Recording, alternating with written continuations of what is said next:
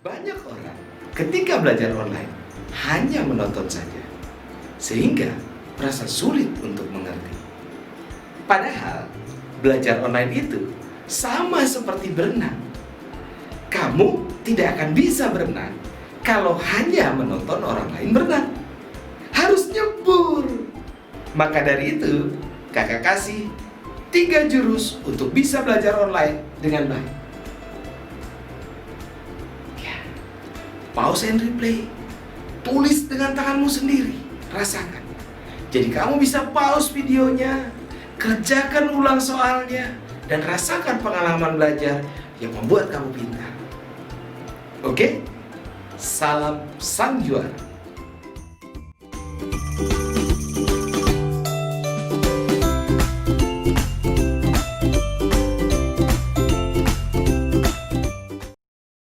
Jika kamu merasa video ini bermanfaat, jangan lupa like and share. Dan satu lagi, subscribe. Subscribe itu gratis. Ingat, subscribe itu gratis. Satu lagi, tekan tombol lonceng supaya kamu jadi orang yang pertama tahu saat Quantum mengeluarkan video terbaru. Oke? Halo semua, Assalamualaikum warahmatullahi wabarakatuh. Kembali lagi bersama Kacu di pelajaran biologi.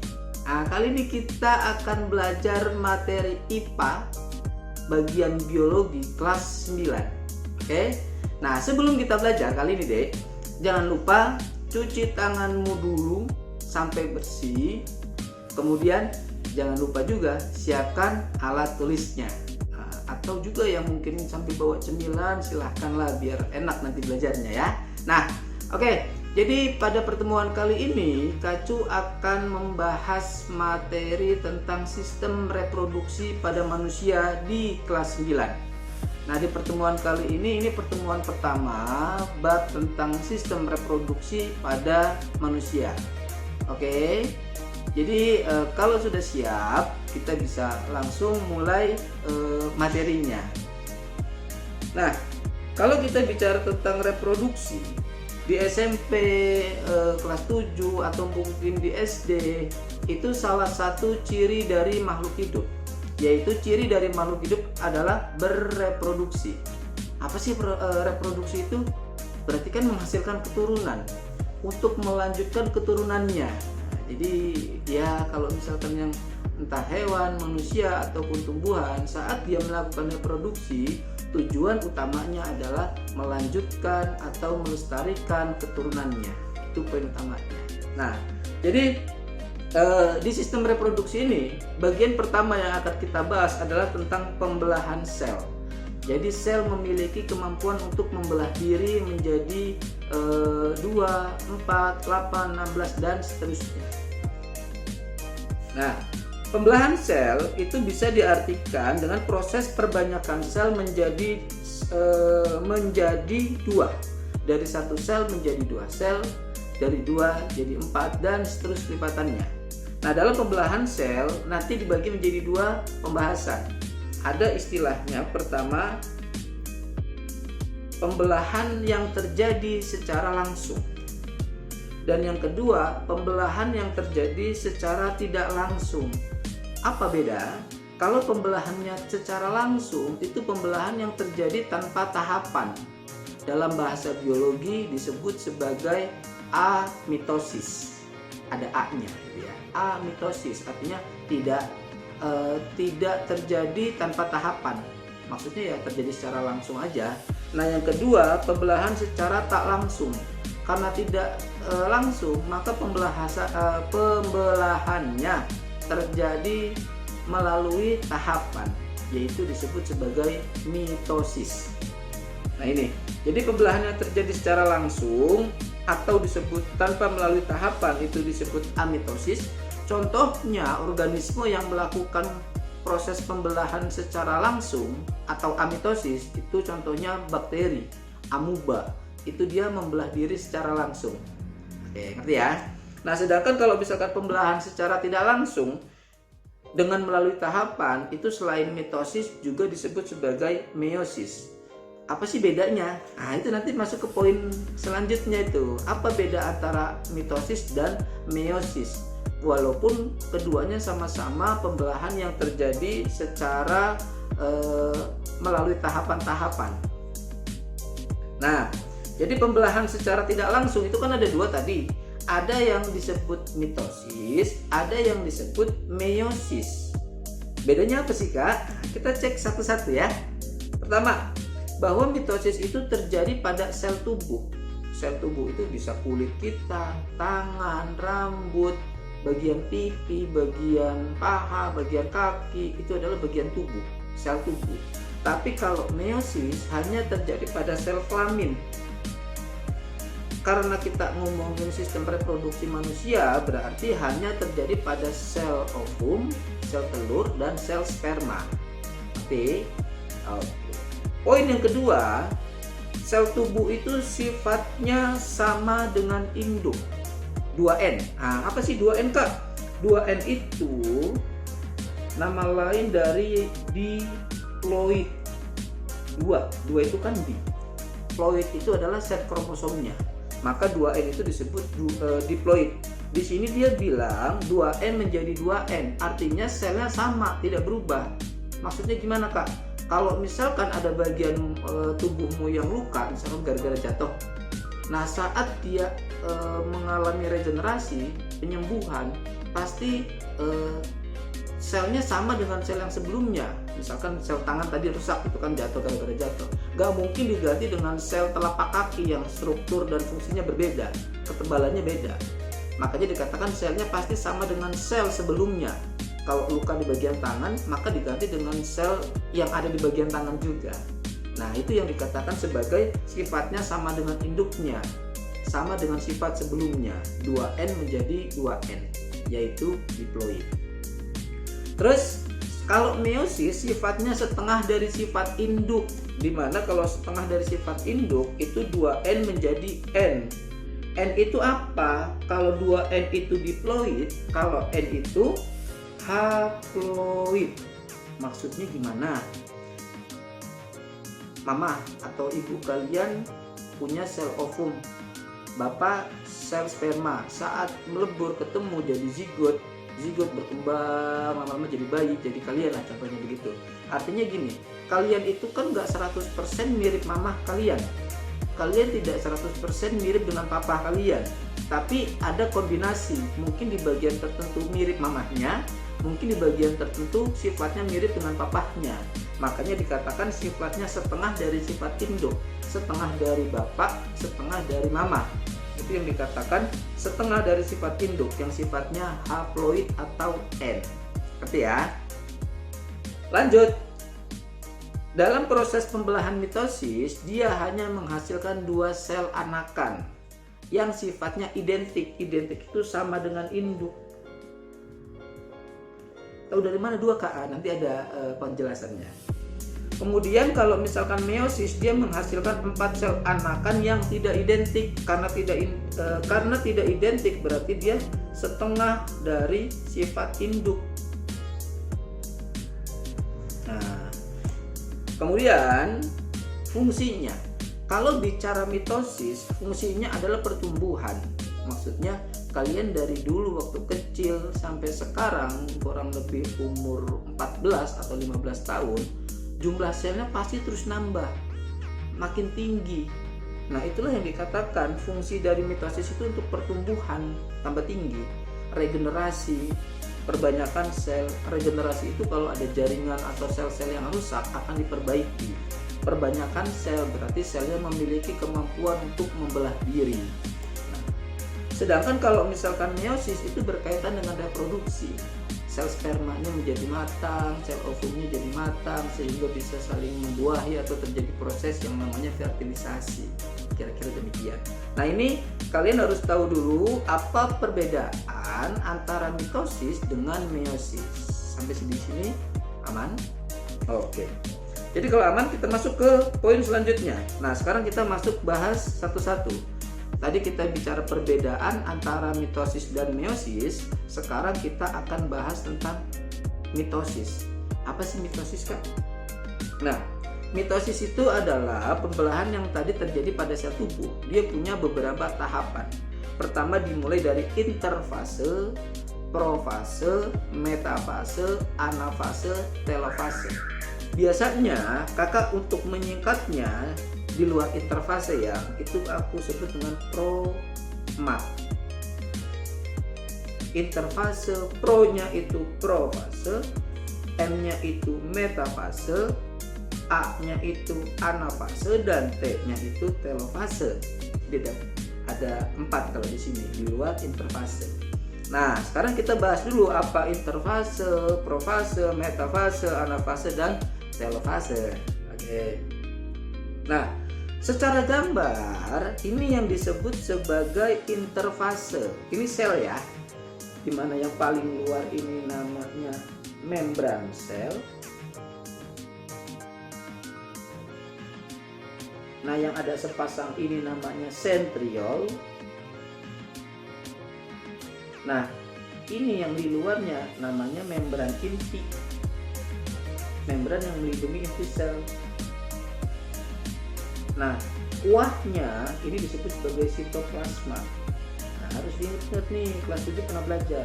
Nah, ini yang disebut sebagai tahapan interfase.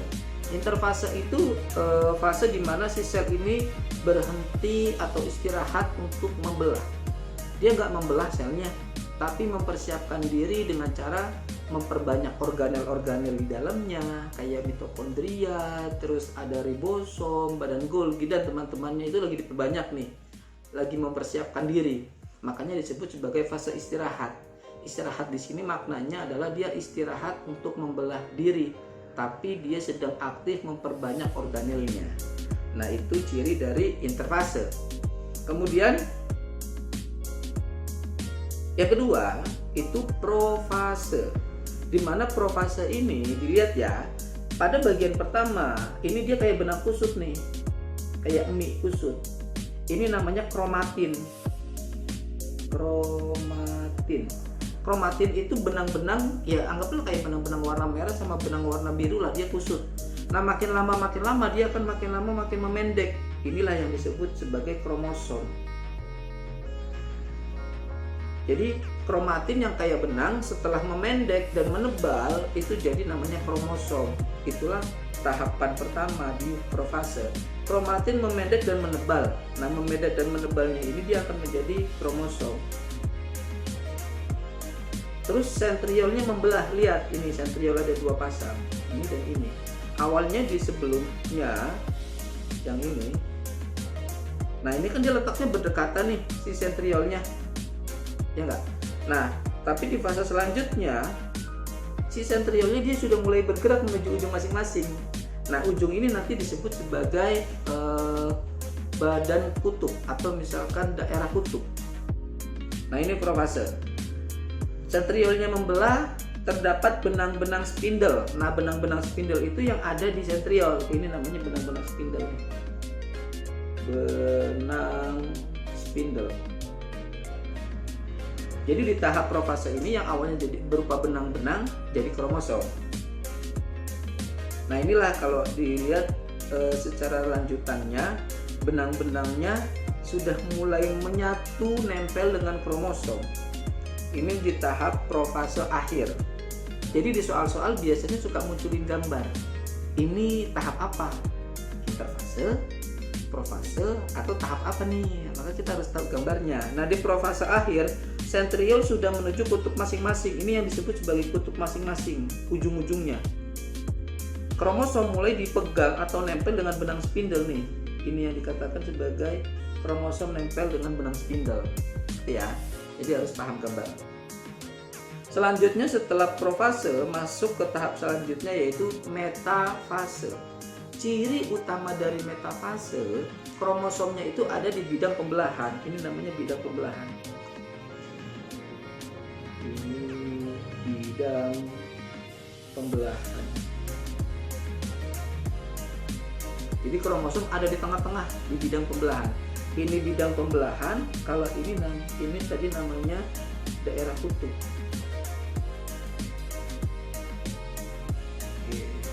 Itulah letaknya nggak sama atau beda. Itu di metafase. Cirinya paling utama tadi, kromosom ada di bidang pembelahan atau bidang ekuator. Ini ekuator. Jadi itu disebut sebagai tahapan metafase. Kemudian tahapan selanjutnya adalah anafase. Kromosom kan bentuknya begini ya dia, kayak pita. Ini diikat sama benang spindle ini namanya. Nah, nanti di fase anafase ini akan dibelah nih, dipotong. Makanya nanti di bagian satunya dia bentuknya begini, di bagian satunya nanti dia bentuknya begini, karena ketarik menuju kutub masing-masing. Lepas dia menuju kutub masing-masing, yaitu yang ada di sentriolnya. Nah, sehingga di anafase kromosom membelah dan bergerak menuju kutub masing-masing dia. Nanti benang spindle-nya makin lama makin pendek, makin lama makin pendek, makin lama hilang. Itu si benang spindle. Nah, ini fase anafase. Nah, yang terakhir fase telofase. Ciri utamanya dia sudah sudah mulai akan membagi menjadi dua bagian inti sel. Bukan inti sel.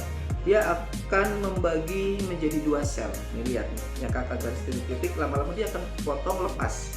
Nah, itulah sudah masuk ke tahap telofase, sehingga dia akan menghasilkan dua sel anakan yang identik. Ini kalau nanti dipecah menjadi dua sel begini. Nah, ini dua sel anakan identik. Karena bicara identik berarti sifatnya 2N atau apa? Diploid. Nah, ini telofase. Ngerti ya? Nah, jadi kita sudah bahas tentang mitosisnya. Masuk sekarang ke tahapan selanjutnya atau tahapan yang berbeda, itu disebut sebagai tahapan meiosis, di mana meiosis terjadi pada sel kelamin, bisa sperma, bisa ovum. Nah, ini kalau di sini Kacau langsung gambarkan mirip banget dengan tahapan mitosis, cuma bedanya kalau meiosis dia punya dua tahap. Makanya ada profase 1 dan ada profase 2. Jadi meiosis itu punya dua tahap, yaitu meiosis 1 dan meiosis 2. Dia punya dua tahap.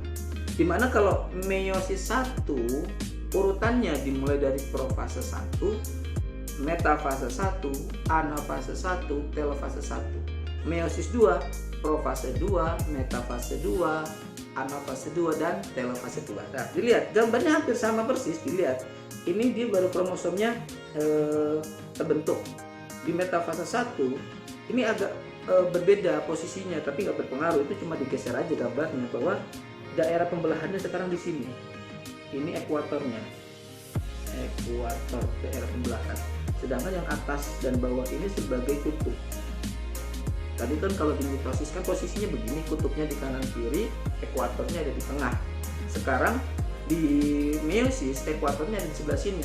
Kak, nanti berarti beda dong? Sama, itu cuma gambarnya aja digeser, dibalik-balik aja ya. Anafase menuju ke kutub-kutub, ketarik si kromosomnya. Telofase, pada telofase 1 dia baru menghasilkan dua anakan. Tapi pada telofase 2 hasil akhirnya dia menghasilkan 4 anakan. Nah, 4 anakan ini tidak identik atau setengah dari sifat induk. Karena tidak identik berarti dia sifatnya N. Apa tadi N? Betul, haploid. Ngerti ya? Jadi yang penting kalian tahu dulu mitosisnya dengan tepat, dengan benar. Meosisnya tinggal lihat gambarnya aja lebih mudah. Oke, itulah kita pembahasan pertama antara mitosis dan meiosis. Nah, kesimpulannya kita bisa bedain antara mitosis dan meiosis. Pertama, dari jenis selnya. Kalau mitosis, sel yang mengalami pembelahan mitosis itu adalah sel tubuh, atau dalam bahasa biologi namanya sel somatik. Nah, sedangkan kalau meiosis itu terjadi pada sel kelamin atau sel gamet. Gamet ya, no gamet, gamet. Oke, ngerti? Itu di sel kelamin. Nah, sedangkan kalau pembelahannya di mitosis itu dia membelah hanya 1 kali. Sedangkan di meiosis dia membelah sebanyak 2 kali. Makanya ada meiosis 1 dan meiosis 2. Bentar. Jumlah sel anakan. Nah, di mitosis sel anakannya ada 2. Di mitosis sel anakannya 2, di meiosis sel anakannya 4. Kemudian sifat sel anakannya, kalau mitosis sifatnya dia identik dengan induk atau sama, 2N menjadi 2N tadi, diploid. Nah, kalau misalkan meiosis itu sifatnya setengah dari sifat induk, tidak sama dia, makanya disebut sebagai haploid N. Nah, tujuannya mitosis itu pertumbuhan dan regenerasi, meiosis gametogenesis. Gametogenesis itu ya berhubungan dengan reproduksi. Nah, jadi intisari antara mitosis dan meiosis itu ya di 1, 2, 3, 4, 5 poin ini. Jenis selnya gimana, pembelahannya gimana, jumlah sel anakannya, sifatnya, sampai ke tujuannya. Ya, sampai di sini ngerti? Oke, jadi harus dipahami dulu sebelum kita masuk ke poin selanjutnya. Pause dulu, kerjakan dengan tanganmu sendiri, baru lanjut videonya. Sekarang kita masuk ke organ reproduksinya. Bahwasannya kalau kita bicara tentang sistem reproduksi, berarti kita akan bicara organ reproduksi pada pria dan organ reproduksi pada wanita. Nah, lihat gambarnya. Setidaknya ada 9 bagian pada sistem reproduksi pria. Nah, kira-kira dulu aja lah sebelum kakak mulai kasih tahu, informasikan. Dari 9 ini aku yakin pasti kalian setidaknya 2 bagian itu ngerti. Nah, kira-kira berapa ngerti? 1, 2, 3, 4, 5, 6, 7, 8, atau 9? Nah, kalau gitu kita bahas satu-satu ya. Pertama, bagian yang pertama itu disebut sebagai kantong semen atau vesicula seminalis. Nah, ingat ya, kantong semen, vesicula seminalis. Itu yang pertama. Nah, kantong semen atau vesicula seminalis itu adalah bagian atau kelenjar lah bisa disebut. Dia sebagai kelenjar tambahan atau kelenjar aksesoris. Nah, apa sih fungsinya? Fungsi dari kantong semen ini dia memberi nutrisi.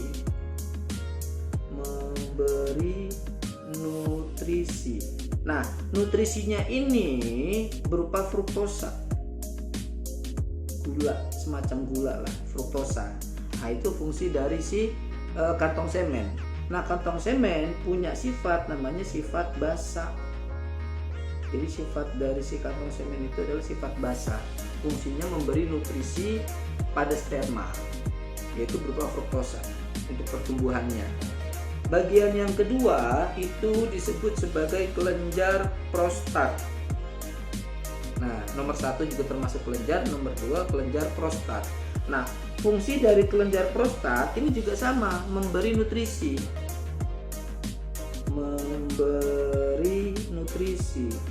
Nah, nutrisinya ini semacam bentuknya cairan kayak susu.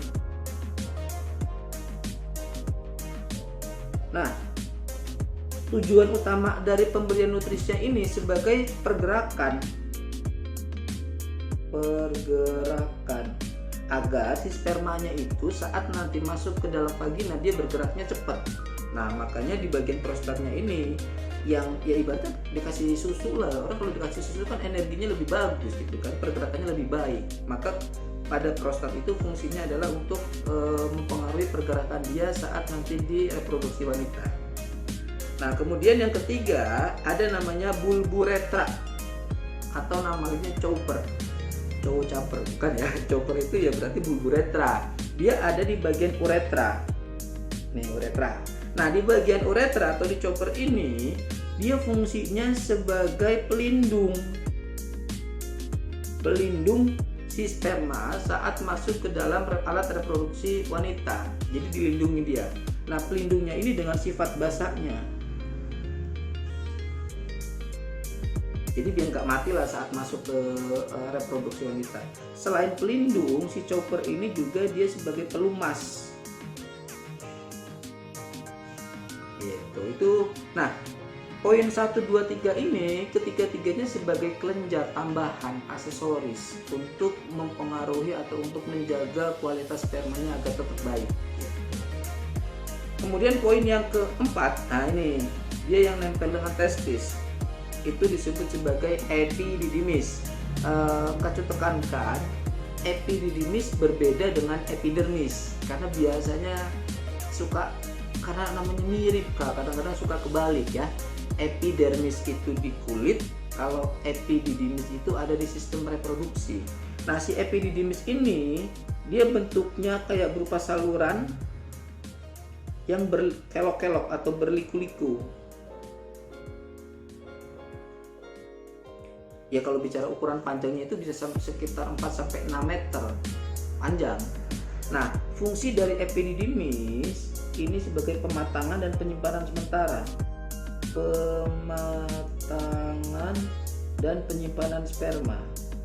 Penyimpanan sperma. Sementara tapi.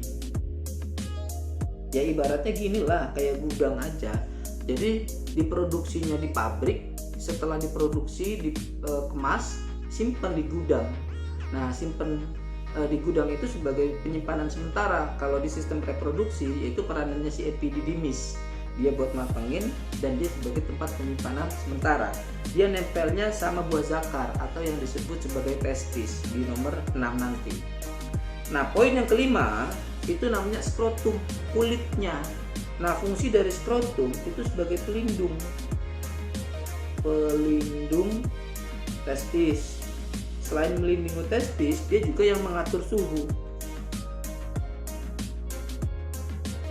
Jadi saat dingin ataupun saat panas, nanti dia yang akan mengatur suhu dari si testis. Nah, itu peranan dari skrotum. Nah, skrotum sangat penting. Untuk anak laki-laki tidak dianjurkan pakai celana yang ketat atau yang bahannya tebal. Kenapa? Karena suhunya terlalu panas. Kalau suhunya terlalu panas, sperma itu mati kalau misalkan di tempat yang suhunya terlalu panas. Makanya harus tetap longgar gitu, nyaman. Itu di skrotum karena berkaitan dengan suhu. Poin yang ke-6 ada testis. Testis jumlahnya sepasang, ada 2. Nah, fungsi utama dari testis itu adalah produksi sperma, memproduksi sperma, dan hormon. Nama hormonnya mirip dengan namanya dia. Kalau itu testis, hormonnya namanya testosteron. Nah, di bagian testis itu nanti sebenarnya dia berupa tabung-tabung panjang, di situ kayak ada selangnya lah. Nah, itu namanya tubulus seminiferus. Tubulus seminiferus. Inilah bagian selang atau tabung yang nanti menghantarkan si sperma menuju ke epididymis untuk dimatangkan. Jadi kayak apa jalanannya lah, ini nanti ke epididymis. Itulah si peranan si tubulus seminiferus yang ada di dalam testis. Selanjutnya poin ke-7 itu penis. Nah, penis ini dia sebagai organ kopulasi. Organ kopulasi. Nah, si penis ini nanti saat suami istri itu nanti ketemu antara si penis dengan vagina. Nah, itu sebagai sama-sama organ kopulasinya. Oke. Itu nomor 7. Selanjutnya nomor 8. Di dalam penis itu terdapat uretra. Nah, ini juga suka kebalik nih. Uretra tidak sama dengan ureter.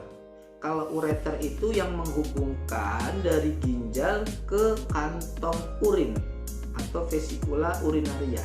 Itu namanya ureter.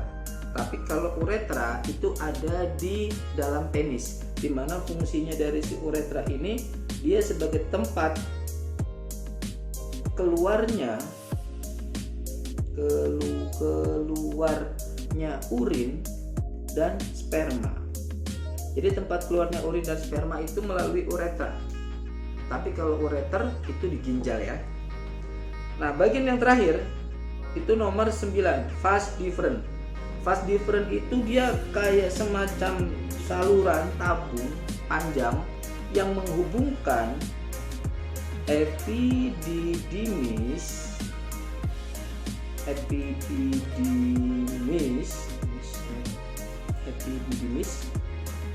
menuju ke kantong semen. Jadi dia nanti yang menghantarkan sperma dari epididymis yang sudah matang dikirimkan ke kantong semen untuk dikasih nutrisi segala macam. Saat nanti keluar dia sudah menjadi sperma yang berkualitas baik. Nah, inilah kita bicara tentang organ reproduksi pada pria atau laki-laki. Ngerti ya? Kalau bisa digambar dengan bagus, itu lebih bagus lagi nanti di buku kalian masing-masing. Oke, lanjut sekarang ke organ reproduksi wanita.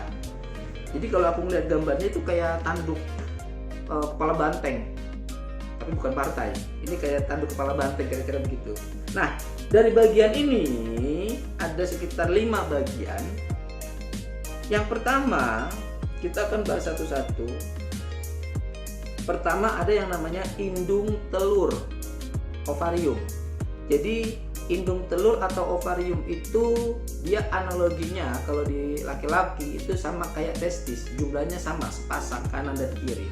Nah, fungsi utamanya dia untuk produksi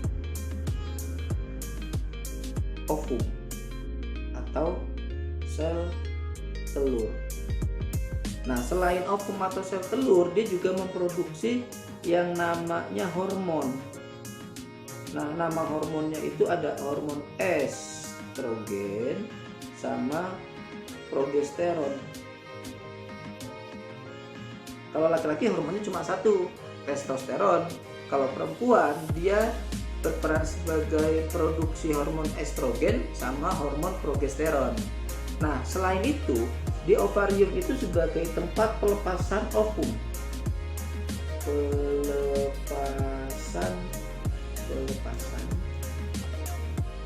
Pelepasan ovum.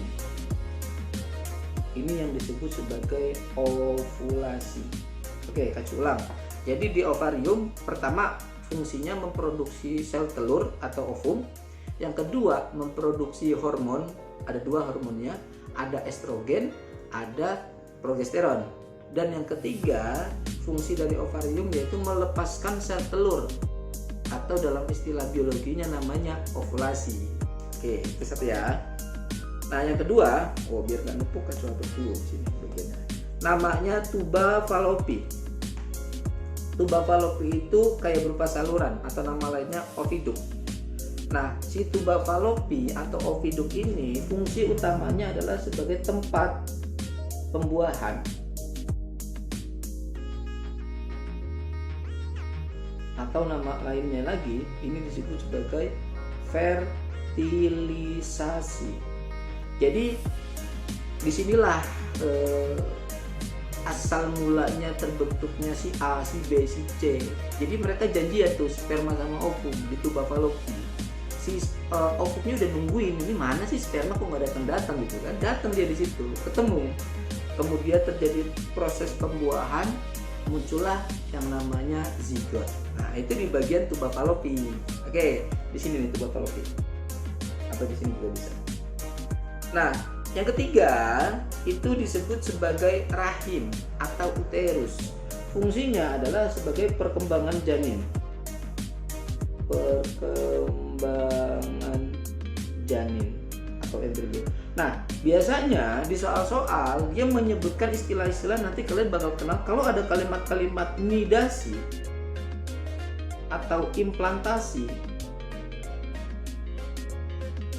pasti itu rujukannya ke rahim bagian itu atau uterus, nidasi atau implantasi. Nah, kemudian ada dinding rahim, endometrium. Mirip-mirip sih sebenarnya, di soal-soal jarang munculin rahim sama dinding rahim itu karena dianggapnya satu kesatuan. Nah, dinding rahim itu ya buat nempelnya, menempelnya janin. Jadi nempelnya yaitu di bagian dinding rahimnya atau di endometrium. Nah, endometrium inilah kalau misalkan di momen tertentu dia akan mengalami peluruhan atau hancur atau rusaknya, itulah yang nanti kalau di wanita itu mengalami yang namanya menstruasi. Nah, yang kelima itu vagina. Vagina itu sebagai organ kopulasi selain organ kopulasi juga sebagai organ untuk pengeluaran bayi. Pengeluaran bayi. Jadi bayi keluar lewat vagina. Nah, ada satu bagian yang belum Kacu sebutkan. Ini yang kayak rumbai-rumbai ini namanya fimbriae. Kayak rumbai-rumbai, kayak tangan lah kira-kira begitu. Nah, fungsi fimbriae itu untuk menangkap sel telur yang berasal dari ovarium. Nah, itu fungsi dari fimbriae. Nah, jadi kita sudah bahas nih sistem reproduksi atau organ reproduksi pada pria dan organ reproduksi pada wanita. Gimana? Cukup jelas kan? Ngerti? Oke. Jadi kalau kita sudah ngerti, kita masuk ke bagian selanjutnya. Nah, bagian selanjutnya, kalau sudah tahu organnya, kita akan bahas lebih dalam bahwa sperma itu dihasilkan oleh pria, betul? Ovum dihasilkan oleh wanita, ya enggak? Nah, prosesnya itu ada namanya gametogenesis. Gamet itu berarti kan sel kelamin. Genesis itu artinya pembentukan. Sehingga kalau kita artikan, gametogenesis itu adalah proses pembentukan sel gamet atau sel kelamin. Nah, itu disebut sebagai gametogenesis.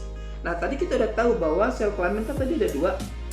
Ada sperma, ada ovum. Nah, berarti kita akan bahas antara proses pembentukan sperma dan proses pembentukan ovum. Nah, kalau proses pembentukan sperma disebut sebagai spermatogenesis. Kalau proses pembentukan sel telur atau ovum disebut sebagai oogenesis ya, bukan susah nyebutnya ya. Pokoknya kalau sperma namanya spermatogenesis, kalau ovum namanya oogenesis. Ngerti? Oke. Jadi kalau ngerti kita masuk ke tahapannya. Spermatogenesis. Nah, ini gambarnya kira-kira. Nah, ini. Jadi proses pembentukan gamet, Kacu ulang. Spermatogenesis itu proses pembentukan sel sperma. Nah, dimulai dari yang pertama itu gambarnya, itu namanya spermatogonium. Jadi ada dua kata, ada sperma dan gonium. Jadi ada sperma, ada gonium. Sifatnya 2N. Apa tadi 2N? Ya, betul, diploid. Kemudian dia akan mengalami pembelahan. Karena bentuknya sama, kromosomnya sama, pembelahannya namanya pembelahan mitosis. Berarti sifatnya juga sama dong, masih tetap 2N. Nah, ini yang disebut sebagai spermatosit primer. Kacu tanda ini. Sit primer. Nah, spermatosit primer sifatnya 2N, yaitu diploid. Dia akan mengalami pembelahan jadi dua nih. Membelah jadi dua berarti dia mengalami pembelahan meiosis pertama, menghasilkan spermatosit sekunder. Sit sekunder. Lihat ya, dari 2N menjadi N, berarti dia sudah mengalami pembelahan meiosis. Di tahapan awal tadi kita bicara tentang pembelahan sel. Nah, setelah mengalami meiosis pertama, pasti dia akan mengalami meiosis kedua. Namanya, setelah spermatosit sekunder, dia akan membentuk menjadi spermatid. Kalau di awal sit pakai T, sekarang pakai D, spermatid. Sifatnya N atau haploid. Nah, itu spermatid. Nah, kalau dia sudah punya ekor nih kayak gambar di bawahnya, maka dia namanya spermatozoa. Artinya, kalau pada laki-laki dia akan menghasilkan 4 sel sperma yang fungsional. Itu pada spermatogenesis. Nah, sekarang pada wanita namanya oogenesis, yaitu proses pembentukan ovum. Oke, kita lihat ini ya. Kalau yang pertama di laki-laki namanya spermatogonium, ingat tuh, kacu garisin, spermagonium.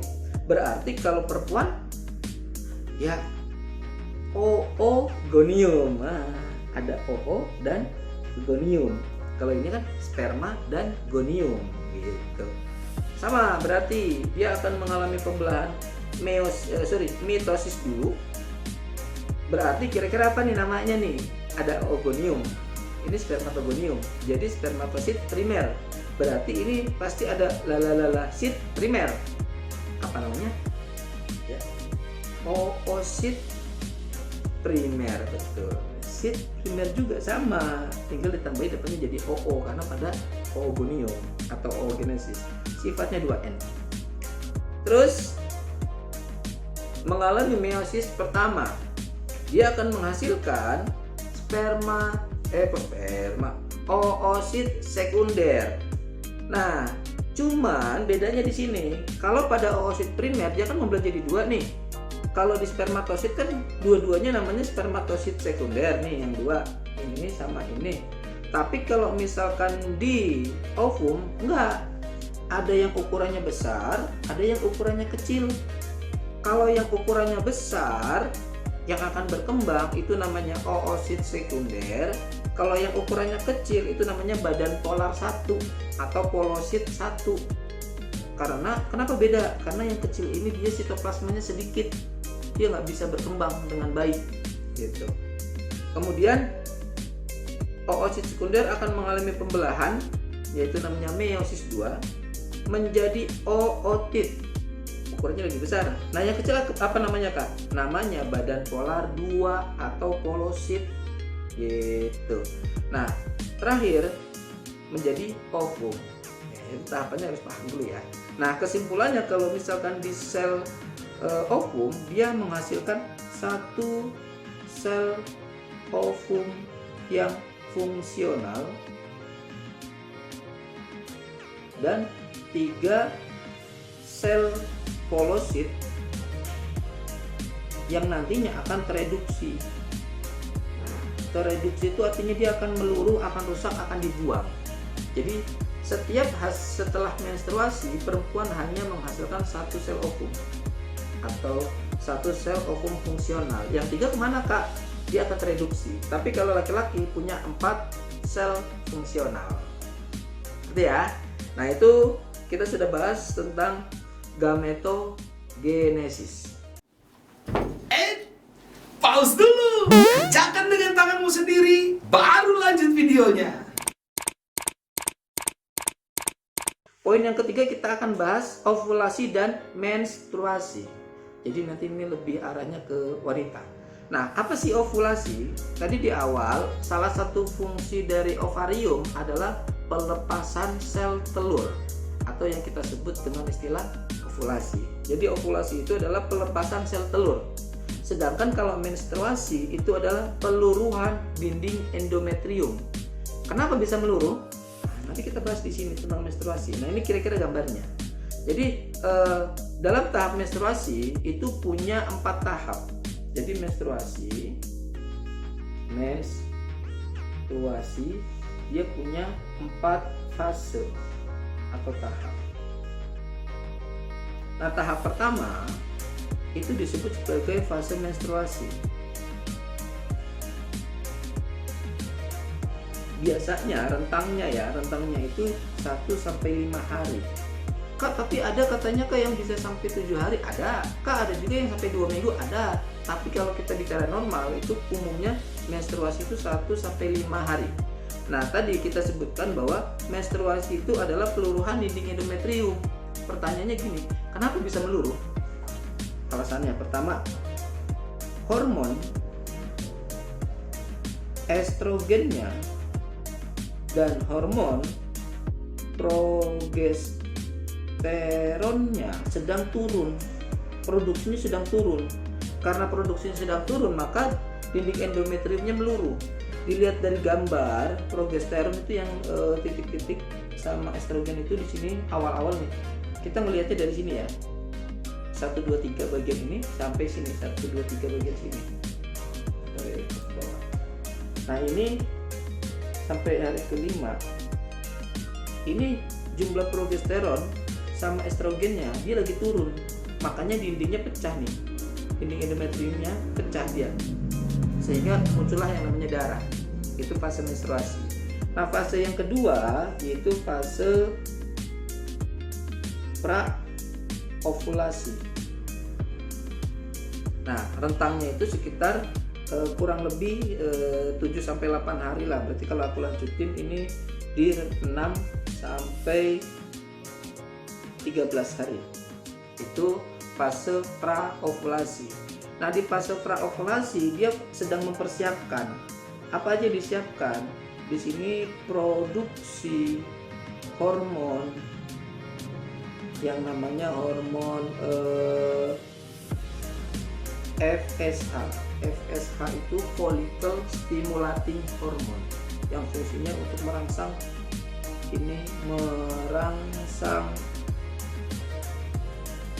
produksi folikel. Folikel itu kayak cangkangnya sel telur nih. Kita tunjukin ya. Ini kan T-cell nih. Ini T-cell. Nah, ini yang disebut sebagai folikelnya nih, yang kakak warnai. Ini folikel. Namanya berubah-ubah. Mulai dari namanya folikel primer, folikel sekunder, folikel de Graaff. Artinya sama, folikel itu cangkangnya sel telur. Nah, setelah produksi FSH, di sini nanti estrogen dan LH-nya juga mulai muncul, mulai diproduksi juga. Jadi gara-gara ada FSH, estrogen dan LH-nya juga akan mulai terpicu atau terpacu untuk diproduksi.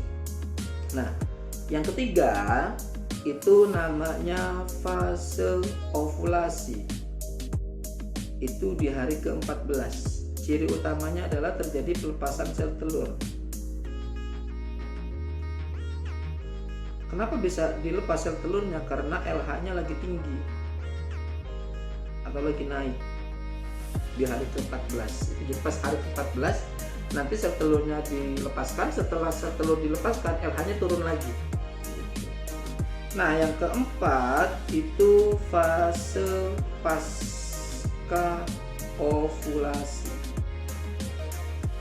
Nah, di fase pasca ovulasi ini berarti di sisanya ya sekitar 15-28 hari. Jadi hitungan menstruasi itu dianggapnya sebagai 28 hari ya. Makanya biasanya nanti kalau menstruasi tanggal 4, nanti di bulan selanjutnya pasti dia akan maju harinya. Biasanya begitu. Nah, di fase menstruasi ini kita lihat dulu. Nah, aku ulang dulu deh. Di fase ovulasi ini adalah waktu yang tepat untuk terjadinya pembuahan atau fertilisasi. Nah, kesimpulannya, kalau misalkan tidak terjadi pembuahan, maka akan mengalami menstruasi. Itu di fase praovulasi. Di fase pasca ovulasi, jika tidak dibuahi, artinya setelah sama ovum nggak ketemu, maka dia akan mengalami menstruasi lagi. Tapi kalau dibuahi, maka hormon estrogen dan progesteron itu dibentuk. Kenapa? Karena estrogen sama progesteron itu fungsinya untuk menebalkan dinding endometrium. Kenapa harus tebal? Karena si janin nanti nempel di dinding endometrium di situ, si bayinya nanti di bagian, kalau secara garis besarnya namanya uterus atau rahim. Ya, jadi kacu ulang, menstruasi punya 4 tahap. Ada fase menstruasi, peluruhan dinding. Kedua ada fase praovulasi, persiapan biar ovumnya sudah siap matang. Yang ketiga fase ovulasi, yaitu ovumnya matang sehingga si ovumnya keluar, namanya disebut sebagai ovulasi atau pelepasan sel telur. Dan yang keempat itu namanya fase pasca ovulasi. Disinilah ditentukan kalau misalkan ovumnya tidak dibuahi berarti dia menstruasi, masuk ke siklus awal lagi, balik lagi. Tapi kalau dibuahi, maka produksi hormon estrogen sama progesteronnya itu akan naik atau tinggi, biar nanti si ovumnya atau si janinnya nanti bisa nempel di situ, berkembang di situ. Nah, itulah ovulasi dan menstruasi. Nah, sekarang kondisinya dalam proses kehamilan. Nah, kehamilan umumnya wanita hamil itu kurang lebih sekitar 266 hari, 38 minggu. Kalau kita bagi 4 berarti sekitar 9 bulan 2 minggu. Nah, kalau misalkan kurang dari 38 hari, misalkan 36, 8 minggu atau 8 minggu ke bawah, itu bisa menyebabkan yang namanya lahirnya prematur. Prematur itu banyak faktornya nanti. Nah, tapi kalau misalkan dia lebih dari 38 hari, mungkin bisa sampai 38 minggu, bisa sampai 40 minggu lebih ke atas, maka tindakan yang harus dilakukan adalah biasanya sesar. Gitu. Jadi normalnya pasnya itu 38-39. Di bawah 38, 36, 35 itu biasanya bayinya lahir prematur. Lebih dari 38 bisa sampai 40-42 itu tindakannya harus sesar. Nah, itu waktunya. Nah, kemudian tadi kan kita bicara bahwa kehamilan itu terjadi saat sperma dan ovum ketemu, mengalami pembuahan, namanya fertilisasi. Nah, fertilisasi itu nanti akan membentuk yang namanya zigot. Nih zigot yang kata tanda.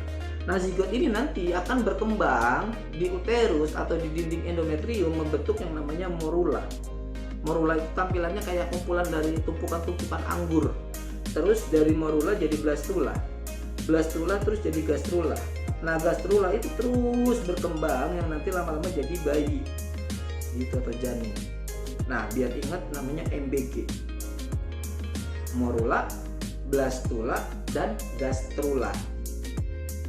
Nah, tadi zigot berkembang menjadi embrio dan perantara plasenta atau ari-ari sehingga menjadi janin. Perantara itu berarti sebagai sumber makanannya. Nah, janin mendapat makanan dari tubuh induknya dengan selaput pembungkus embrio. Nah, jadi si janin atau si bayi ini itu ada selaput pembungkusnya. Inilah kira-kira penampakannya. Jadi posisi bayi yang normal itu palanya ada di bagian bawah. Kalau palanya di bagian atas itu nanti lahirnya susah.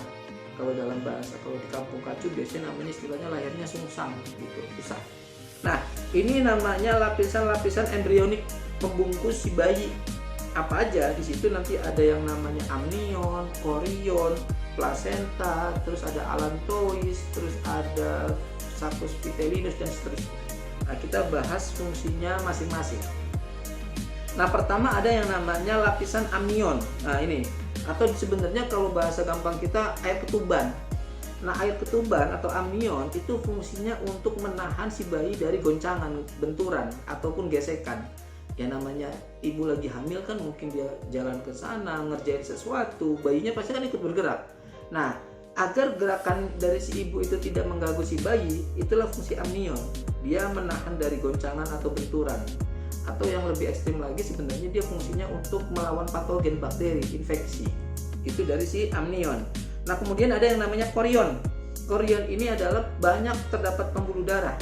Dia penghubung antara pembuluh darah dengan induknya.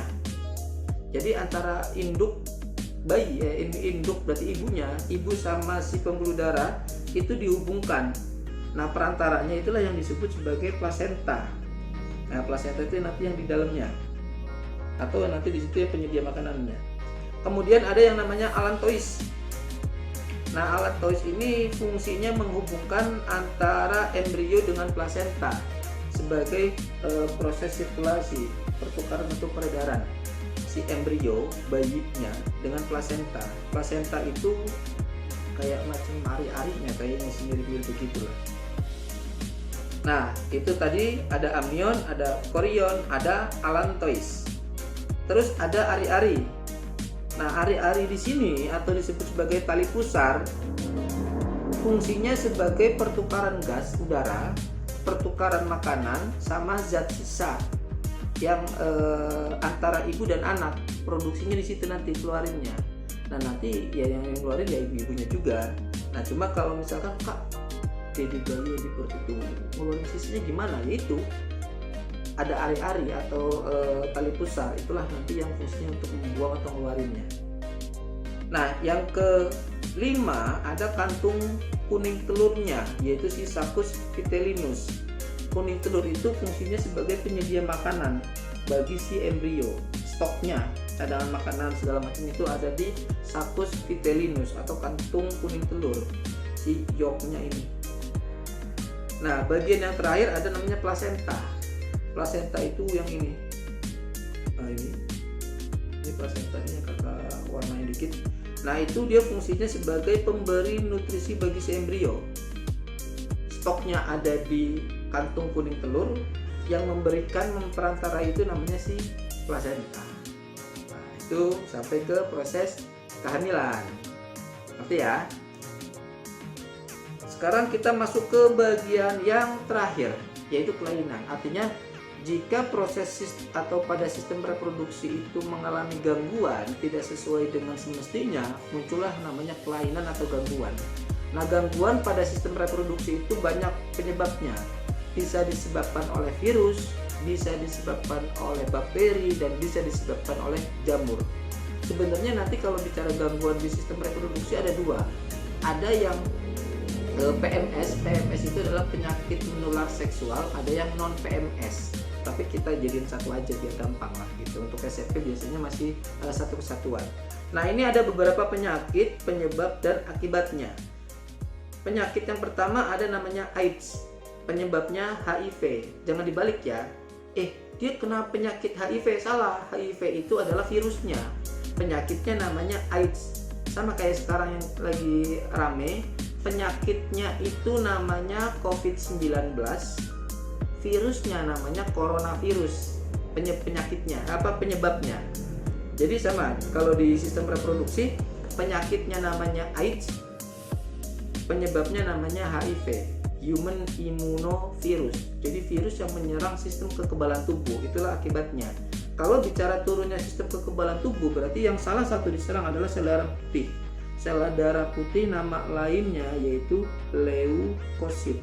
Leukositnya diserang. Gitu. Itu disebabkan oleh virus. Nah, ini virus nih. Nah, satu lagi yang disebabkan oleh virus, ini agak loncat, yaitu herpes simplex. Itu juga disebabkan oleh virus. Namanya herpes simplex virus. Nah, biasanya akibatnya atau karakteristiknya itu muncul kayak luka-luka bakar gitu kan, lecet atau kayak pudis di bagian vagina, terus gatal-gatal di alat kemaluan.